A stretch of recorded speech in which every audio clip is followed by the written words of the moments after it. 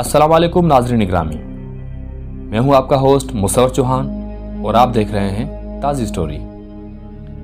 ये नवंबर 1982 की बात है। एक कमसन बच्ची ने जब ये सुना कि सोवियत यूनियन अमेरिका पर एटम बम से हमला करने वाला है तो उसने खौफजदा होकर अपनी माँ से पूछा कि अगर सोवियत सदर इस कदर खतरनाक है तो कोई उन्हें रोकता क्यों नहीं। उस बच्ची की माँ ने पूछा कि कैसे।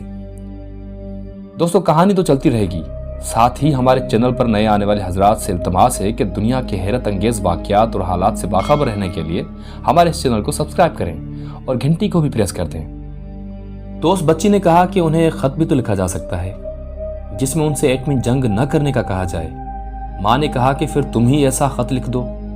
सन 1983 के अप्रैल महीने में सोवियत यूनियन की हुकूमत ने ऐलान किया कि उनके सरबराह सोवियत सदर यूरी आंद्रोपोव ने अमेरिकी रियासत के शहर मानचेस्टर में रहने वाली 5वीं जमात की एक तालबा समांथा अस्मत को सोवियत यूनियन के दौरे की दावत दी है।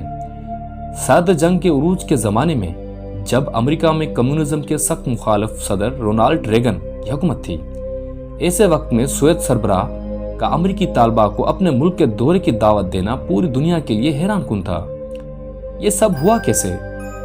दरअसल सोवियत सरबराह का ये इक़दाम समांथा अस्मत के उस खत का जवाब था जिसमें उसने फिक्रमंदी से सोवियत सरबराह को मुखातब करते हुए बताया कि मैं एक 10 साल लड़की हूँ और ये सवाल पूछना चाहती हूँ कि क्या आप अमेरिका पर एटमी हथियारों से हमला करने वाले हैं?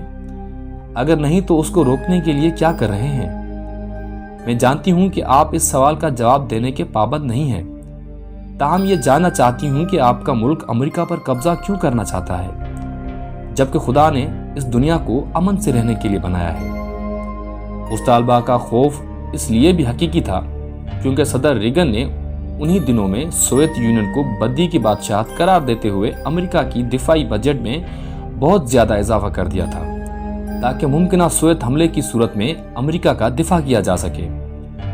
समांथा के खत का जवाब लिखकर आंद्रोपोव ने जो सफारती कदम उठाया उसने सदर रेगन की इन कोशिशों को धुंधला कर दिया जिसमें वो अमेरिकी अवाम के सामने सोवियत यूनियन की अजहद मनफी तस्वीर उजागर कर रहे थे। सोवियत सरबराह ने समांथा के नाम अपने खत में लिखा कि सोवियत अवाम अमन से जीने की ख्वाहिशमंद है। हाँ समांथा, मैं, मेरी हुकूमत और सोवियत यूनियन का हर शहरी अमन चाहता है। हम एटमी हथियारों का कभी इस्तेमाल करना नहीं चाहते।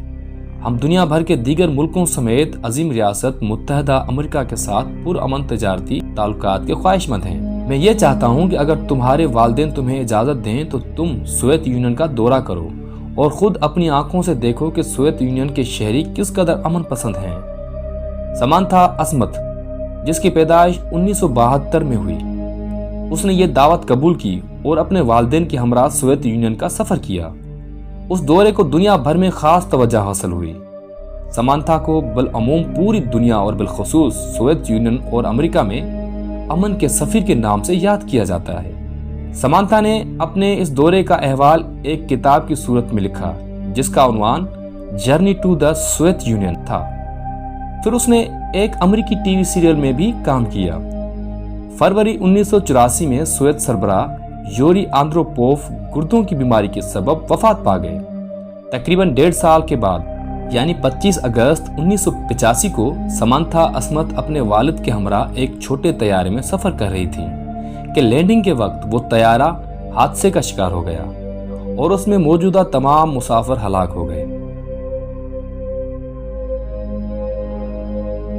समांथा अस्मत की आखिरी रस्मात के दौरान अमेरिका में मौजूद सोवियत सफीर ने सदर गोर्बाचोव का पैगाम पढ़कर सुनाया जिसमें गोर्बाचोव ने लिखा था कि सोवियत यूनियन का हर वो शहरी जो समांथा अस्मत को जानता था वो उस अमेरिकी लड़की को सारी जिंदगी याद रखेगा जिसने अमेरिका और सोवियत यूनियन दोनों ममालिक के अवाम के दरमियान दोस्ती और अमन का ख्वाब देखा था।